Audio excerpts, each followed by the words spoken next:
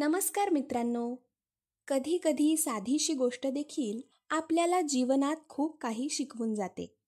तर आजची ही गोष्ट आपल्याला काय शिकवण देते हे बघण्यासाठी व्हिडिओ शेवटपर्यंत बघा.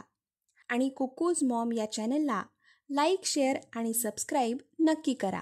एकदा उन्हाळ्याच्या दिवसात खूप गरमी पडली होती. झाडांवरची पाने कोमेजली होती. ओढे, नद्या आटल्या होत्या. एक कावळा बऱ्याच वेळचा पाण्याच्या शोधात आकाशात इकडे तिकडे उडत होता. अरे देवा, किती तहान लागली आहे मला. थोडं पाणी मिळालं तर बरं झालं असतं. तो बराच वेळ उडत राहिला, पण कुठेच पाणी दिसेना. शेवटी तो थकला आणि एका झाडावर विश्रांतीसाठी थांबणार तोच त्याला एका घराजवळ एक घडा दिसला. वा, घडा दिसतोय. नक्की आत पाणी असेल. तो लगेच खाली उतरला आणि घड्याच्या काठावर बसला. त्याने आत डोकावून पाहिलं. पाणी होतं, पण अगदी तळाशी. अरे रे, चोच पोहोचतच नाही. आता मी काय करू? तो थोडा विचारात पडला. काय करावे त्याला कळतच नव्हते. पण कावळा हुशार होता.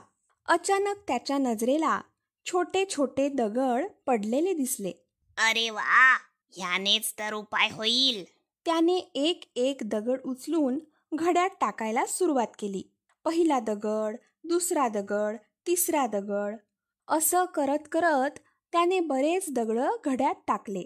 हळूहळू घड्यातलं पाणी वर यायला लागलं. अरे वा, माझी युक्ती चालली. शेवटी पाणी वर आलं आणि कावळ्याने आनंदाने ते प्यायलं. तहान भागली. बुद्धी आणि संयम ठेवला तर काहीही शक्य आहे.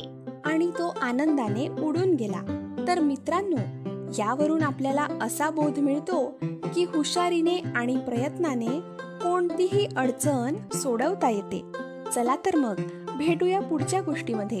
धन्यवाद.